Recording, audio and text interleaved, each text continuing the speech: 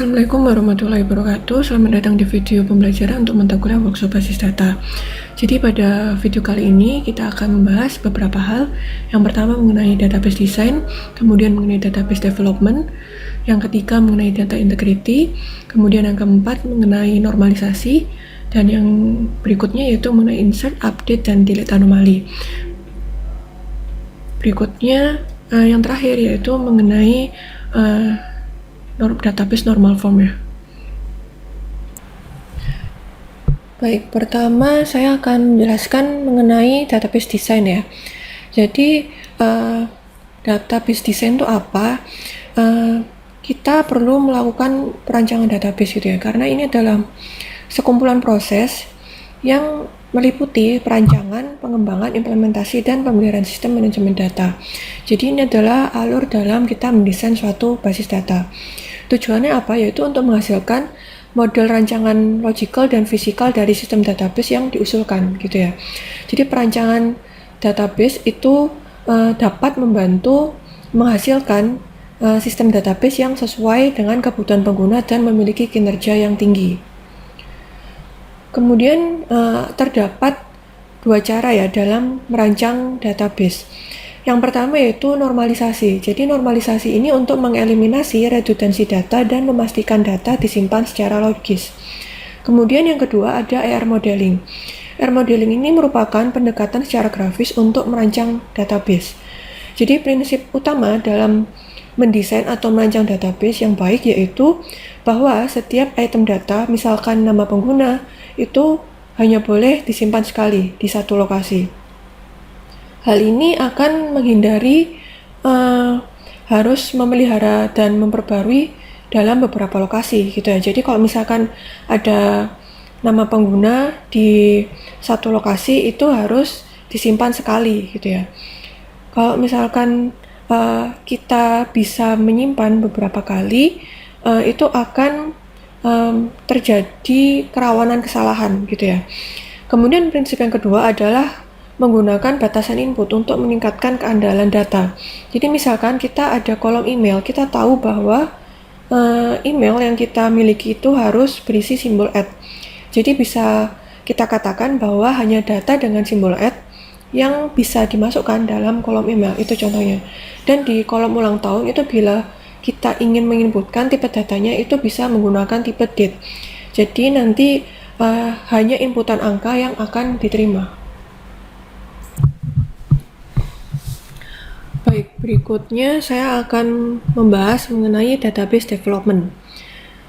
Jadi akan ada beberapa proses yang dapat kita lakukan dalam mengembangkan database.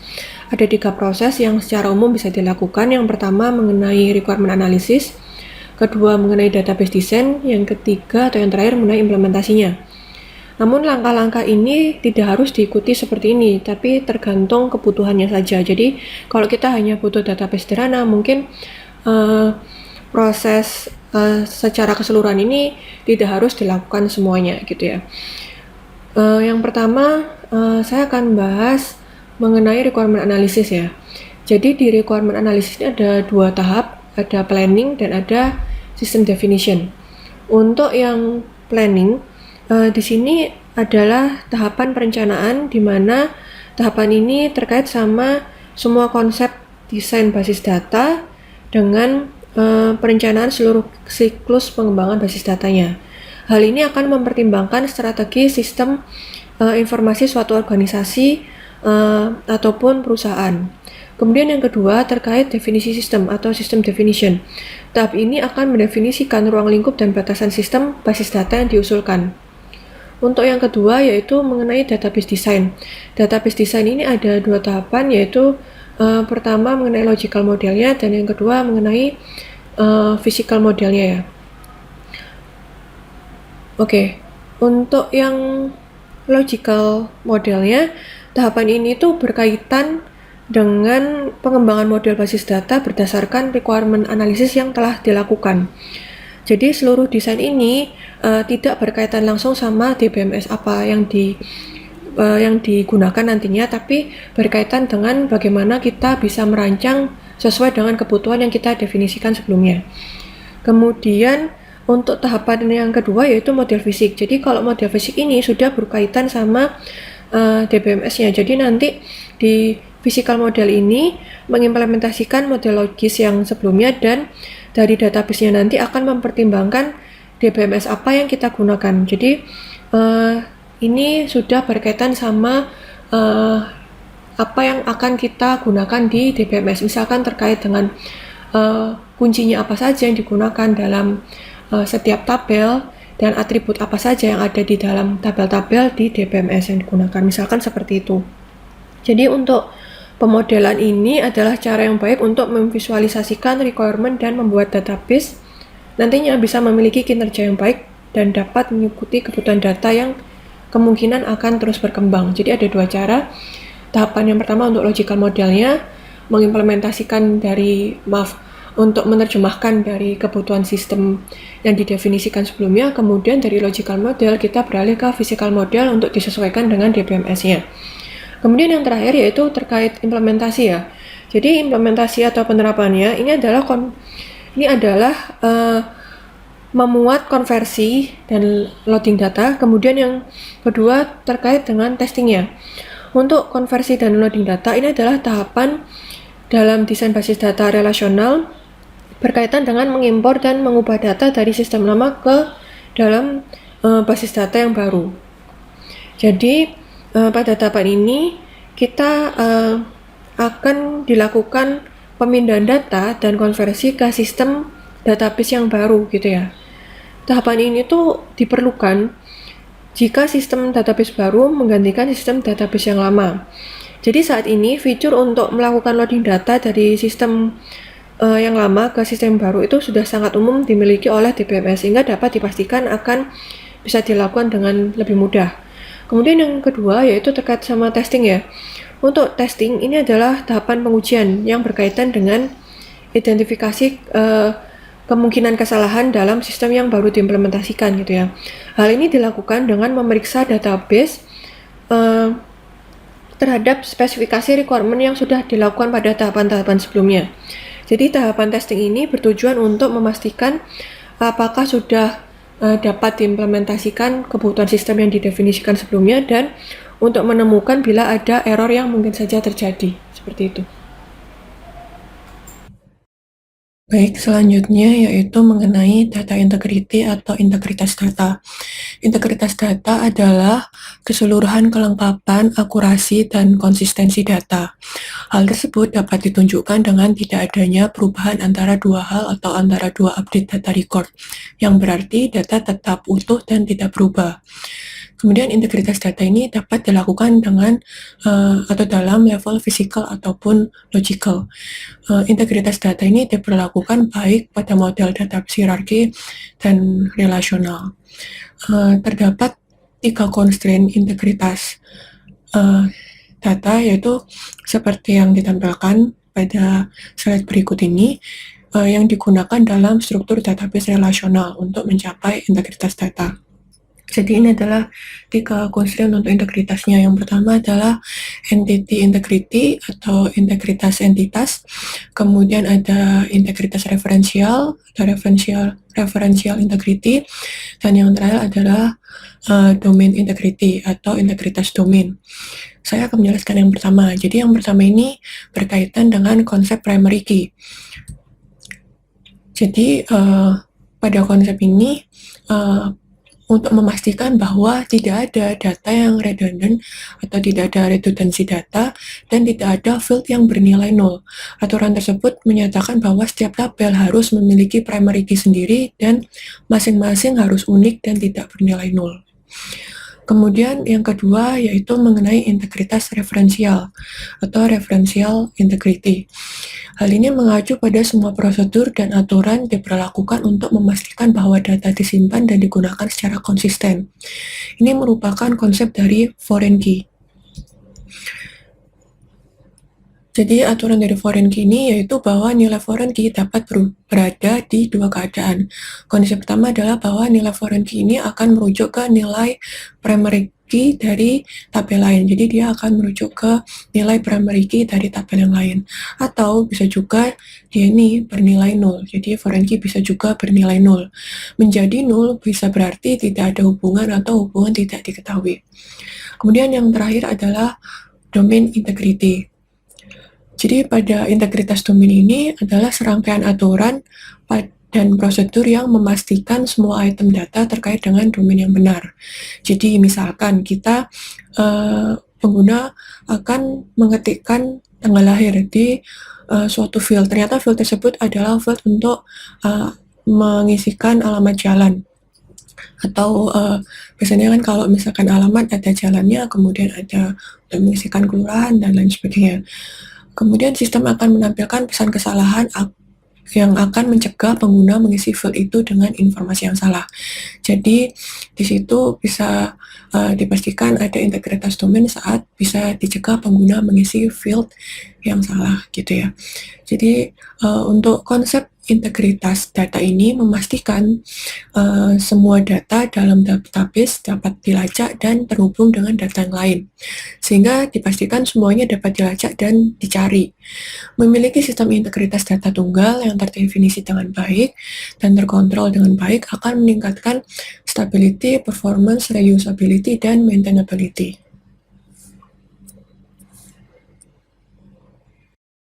Yaitu mengenai normalisasi. Jadi, normalisasi ini merupakan cara merancang database dengan mengurangi data redundancy dan mengeliminasi karakteristik yang tidak diinginkan.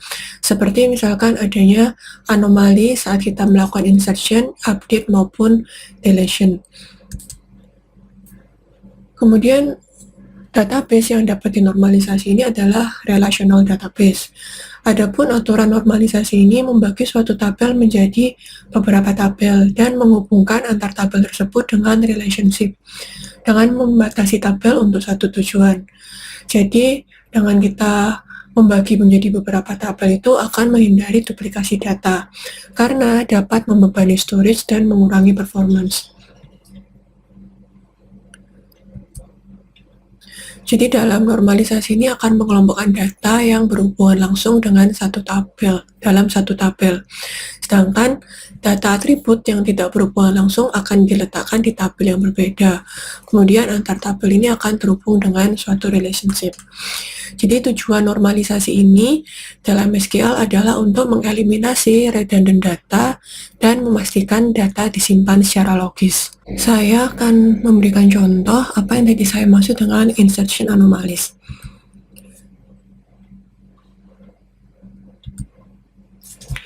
Jadi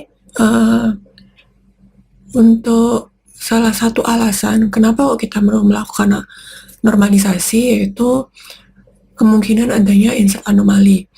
Kita tidak dapat menambahkan record bila seluruh informasi dalam suatu baris belum diketahui. Jadi kalau misalkan katakanlah kita memiliki tabel gitu ya, yang memiliki 4 kolom. Misalnya isinya adalah ID mahasiswa, kemudian ada nama mahasiswa, kemudian misalkan ada alamat mahasiswa dan nilai mahasiswa.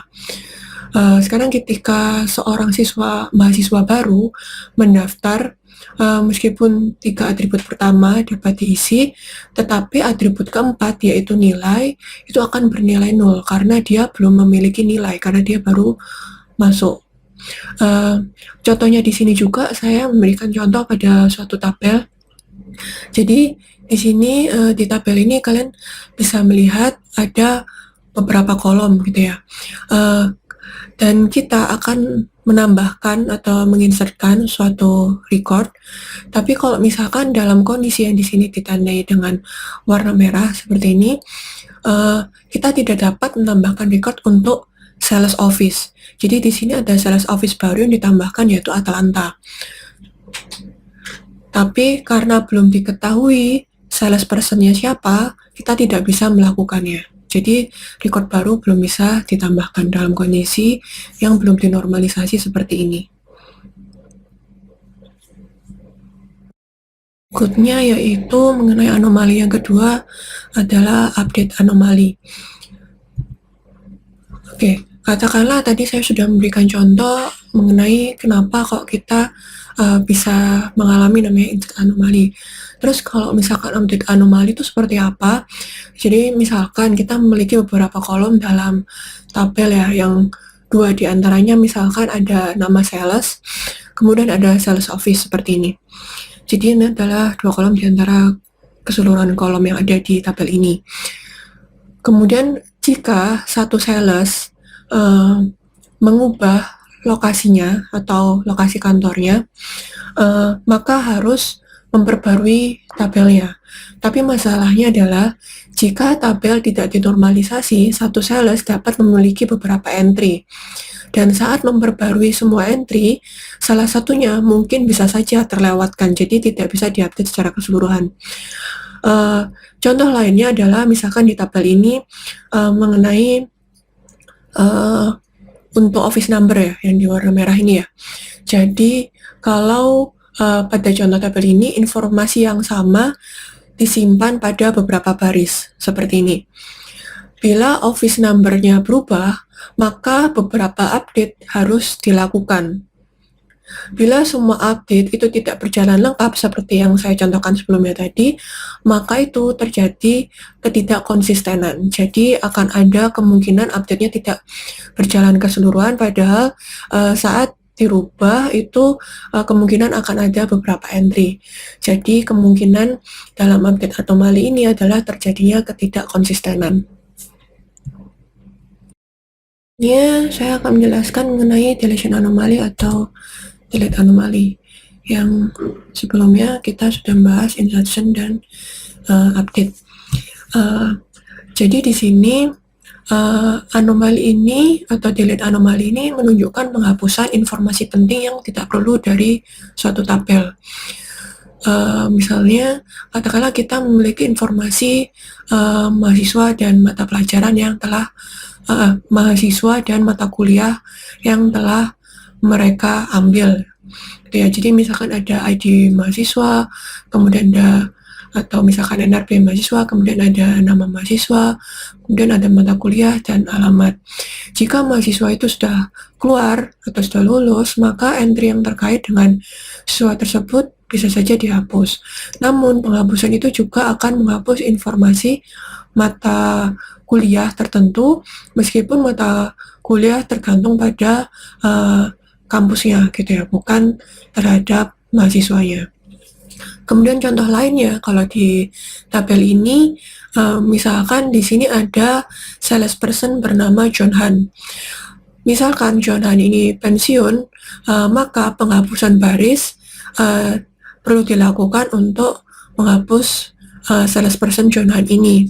Tapi penghapusan baris ini akan menyebabkan informasi tentang New York office, yang dimana juga ada office number, itu juga akan hilang. Maka di sini pentingnya adanya normalisasi, karena bila tidak ada normalisasi akan terjadi delete anomali seperti ini. Itu kita akan bahas mengenai database normal form. Jadi Edgar Frankfurt mengusulkan teori normalisasi data dengan yang pertama ini first normal form, yang kedua ada second normal form, dan yang ketiga ada third normal form. Kemudian oleh Raymond Boyce mengembangkan teori Boyce-Codd normal form atau BCNF. Teori normalisasi data ini pada server MySQL masih dikembangkan lebih lanjut. Jadi bisa kalian lihat di sini ada normal form sampai di bentuk normal yang ke-6 gitu ya.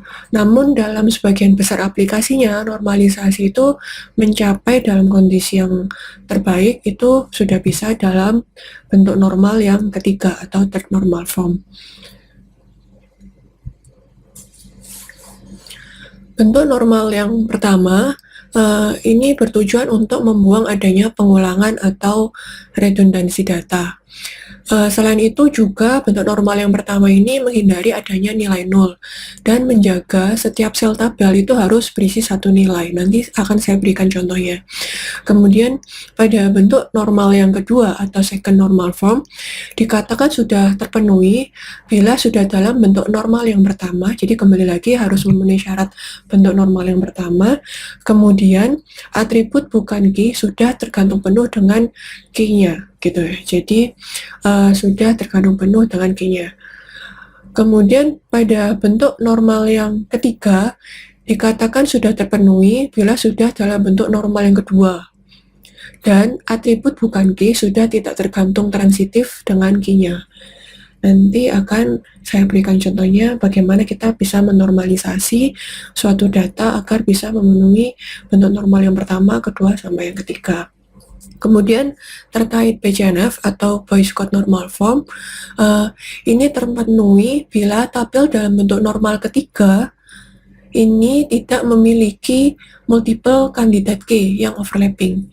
Jadi, setelah bentuk normal yang ketiga ini, bila ada lebih dari satu candidate key, akan terjadi anomali gitu. Tapi umumnya pada aplikasinya itu sebagian besar normalisasi maksimal sampai pada bentuk normal yang ketiga.